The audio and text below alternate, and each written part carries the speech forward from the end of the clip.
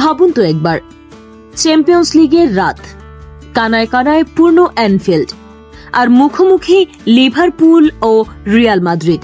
কিন্তু এবারের লড়াইটা অন্যরকম, কারণ একদিকে ইনজুরিতে জর্জরিত এক রিয়াল মাদ্রিদ, আর অন্যদিকে নতুন চেহারার লিভারপুল।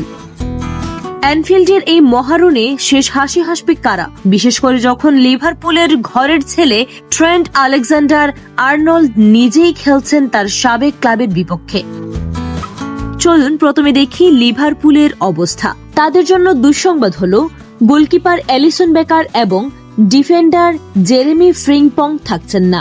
আলেকজান্ডার ইসাক ও কার্টিস জোনসের খেলা নিয়েও আছে সংশয়। তবে ইউর্গেন ক্লপের দল মাঠে নামতে পারে 4-2-3-1 ফরমেশনে, যেখানে গোলপোস্ট সামলাবেন মামার দাস ভিলি, ডিফেন্সে থাকবেন কনর ব্রেডলি, কুনাতে, ভান ডাইক এবং মিলুস কেরকেজ, মাঝমাঠ সামলাবেন রায়ান গ্রেভেনবার্চ ও ম্যাক অ্যালিস্টার, আর এটাকে সালাহ, সুবোসলাই ও গোকপুর সাথে স্ট্রাইকার হিসেবে দেখা যেতে পারে হুগো একিতিকেকে।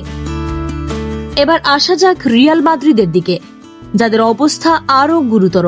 অধিনায়ক Dani Carvajal, Rudiger, Luka Modric এবং ডেভিড আলাবার মতো 4 জন তারকাকে পাচ্ছে না তারা। তবে সবচেয়ে বড় চমক, লিভারপুলের সাবেক তারকা ট্রেন্ট আলেকজান্ডার আর্নল্ড থাকছেন রিয়ালের স্কোয়াডে, আর কারবাহালের জায়গায় রাইট ব্যাক হিসেবে শুরু করতে পারেন তিনি। 4-3-3 ফরমেশনে তাদের সম্ভাব্য একাদশে গোলকিপার হিসেবে থাকছেন থিবো কর্তুয়া, ডিফেন্সে ভালভার্দে, মিলিতাও, হুইজেন ও ক্যারেরাস, মাঝমাঠে আর্দা গুলার, চুয়ামেনি এবং জুড বেলিংহাম, আর আক্রমণ ভাগে থাকছেন ফ্রাঙ্কো মাস্তানথনো, কিলিয়ান এমবাপ্পে এবং ভিনিসিয়াস জুনিয়র।